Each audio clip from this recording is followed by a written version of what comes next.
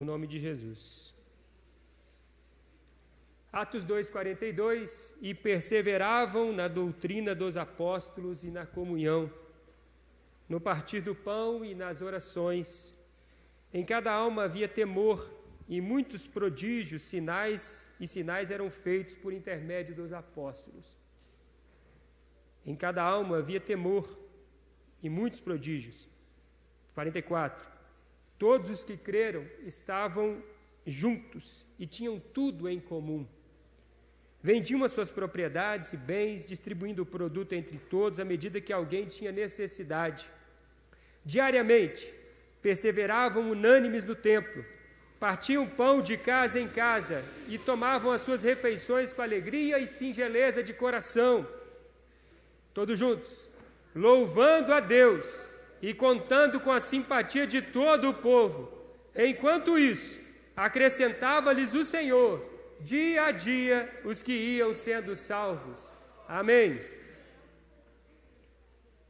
E perseveravam.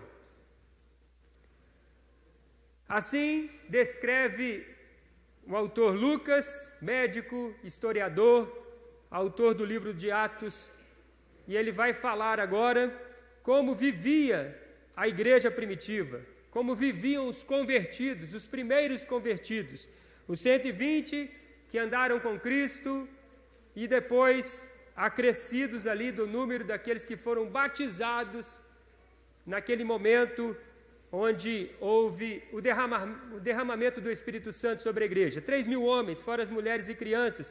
Então nós temos um número grande de pessoas vivendo a comunhão de Cristo na igreja primitiva. O Espírito Santo já estava em cada um deles, o Espírito Santo já enchia a igreja. E assim, então, o autor da carta do livro de Atos, ele diz que esse povo perseverava. A palavra perseverança é muito interessante porque a perseverança traz a ideia de consistência, perseverança traz a ideia de permanecer, de tentar novamente, de não desanimar, seguir tentando em meio talvez a muitos obstáculos e intempéries. Então a perseverança é aquela palavra, aquela característica, sentimento de homens e mulheres que trazem à tona a vontade de continuar, de vencer, de lutar, para chegar a um objetivo, a concretização de um objetivo. Então, assim viviam os primeiros convertidos. Eles perseveravam. Aonde? Em que aspecto? Em qual aspecto? Em quais características e virtudes? O texto diz no verso 42, eles perseveravam na doutrina. E esse termo é a ponte para todos os demais. Ele vai citando, sem agora citar a palavra perseverança, mas ela é citada assim, de maneira subentendida. Ele diz assim, e perseveravam na doutrina dos apóstolos, e perseveravam na comunhão, e perseveravam no partir do pão, e perseveravam nas orações. Algumas características. E nós podemos englobar aí comunhão e partir do pão como se fossem uma só. Doutrina dos apóstolos, comunhão e oração. Bíblia e oração, mas a comunhão com a igreja. Então, o texto ainda diz no verso 43, em cada alma havia temor. Sinais e maravilhas, prodígios eram feitos por intermédio dos apóstolos. Muitos milagres aconteciam no seio dessa igreja, onde havia Bíblia, oração e comunhão. E todos os que creram estavam juntos. Todos os que creram estavam juntos e tinham tudo em comum. O texto ainda diz que eles se ajudavam uns aos outros, à medida que cada um tinha necessidade. E no verso 46 ainda diz, eles diariamente perseveravam. Está vendo como que o termo perseverança deve estar em todos os aspectos dos 4 citados? E perseveravam unânimes no templo, juntos no templo, partiam o pão de casa em casa, tomavam as suas refeições com alegria e singeleza de coração, louvando a Deus e contando com a simpatia de todo o povo. E o que acontecia como consequência, como resposta, como algo que viria a ser notório e contínuo, a igreja crescia. Mais pessoas se achegavam. Mais e mais pessoas queriam estar presentes com eles, queriam e desejavam ardentemente essa comunhão, essa graça, essa misericórdia. Assim vivia a igreja primitiva. E este é o modelo de Cristo para todos nós. A sétima tem um modelo. A sétima tem um modelo da igreja primitiva. Perseverar na doutrina dos apóstolos, perseverar na comunhão, perseverar nas orações. Na doutrina, meu irmão, porque a doutrina é de fato a base da igreja. A sustentação da igreja tem uma base, a igreja. A igreja precisa estar assim pautada na palavra de Deus. E nós, como reformados, presbiterianos, temos a Bíblia como nossa única regra de fé e prática. É a palavra de Deus. O Antigo e Novo Testamento são, de fato, nossa regra de fé e prática. Então nós precisamos estudar, meditar e colocar em prática. O autor Apocalipse, João, ele diz que todo o livro do Apocalipse, e assim deve ser com toda a Bíblia, deve ser lido ou ouvido. Uma coisa é ler por ler, outra coisa é ouvir, é absorver a mensagem. Deve ser meditado, você precisa meditar e colocado em prática.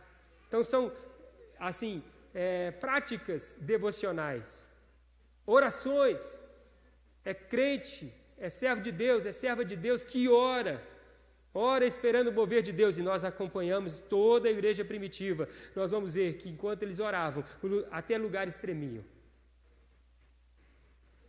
O poder de Deus vinha sobre a igreja. O povo era batizado pelo poder de Deus. A graça de Deus vinha com milagres extraordinários, porque o povo tinha comunhão com Deus. E assim nós aprendemos com o nosso Senhor Jesus, o próprio Filho de Deus no mundo, absorveu, viveu, praticou a oração como um dos temas principais da sua caminhada aqui nessa terra. E por fim, a Bíblia também nos diz que esse povo vivia em comunhão. Nossa pastoral do boletim dessa semana tem aí o desafio que nós estamos propondo para 2025 como igreja. Os grupos de crescimento, cada igreja tem um nome, são células, são grupos de crescimento, pequenos grupos, grupos de comunhão. Então, nós adotamos esse nome, grupos de crescimento, porque quando a igreja se reúne para estudar a Bíblia e orar junto, cresce.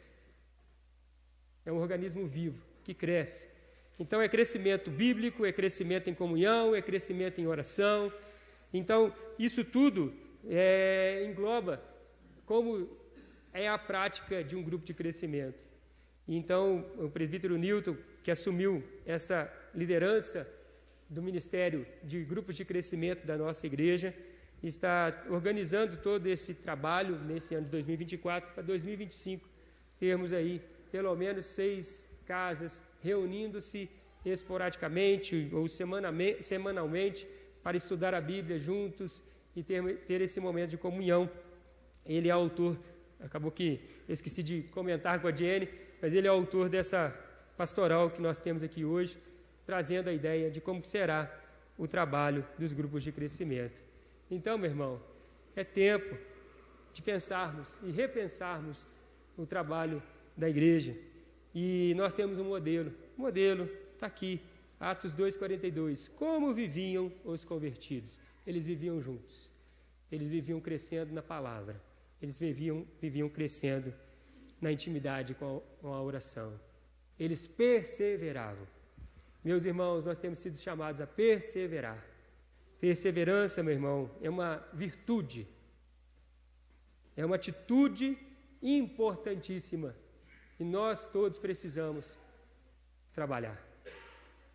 Não podemos desanimar. Nós não podemos olhar as diferenças. Não, é diferente, não gosto de trabalhar dessa forma. Se for assim, nós não trabalhamos em lugar nenhum, não é verdade? Todos nós somos diferentes. É um monte de cabeça. E a igreja hoje são 220, quase 30 membros. Imagine, 230 cabeças. Tem cabeça de criancinha, tem cabeça de gente mais idosa. E assim, é um corpo. Porque nós somos servos de Cristo Jesus, nosso Senhor. Quem é o pastor dessa igreja é Jesus. Quem guia essa igreja é Jesus. O pastor do conselho dessa igreja, o pastor da liderança dessa igreja é Jesus. Então, por isso nós precisamos orar mais, para que Jesus conduza cada vez mais, diminuamos nós e cresça o Senhor para a glória do Senhor. Perseverança, meu irmão. Perseverança no trabalho, perseverança na oração, perseverança na doutrina. Vamos orar nesse sentido hoje? Quero te convidar a orar comigo. Nesse sentido, meu Deus, me ajude para a glória do Teu nome, a servir-te mais e mais, porque o Senhor é bom e a sua misericórdia dura para sempre. Amém?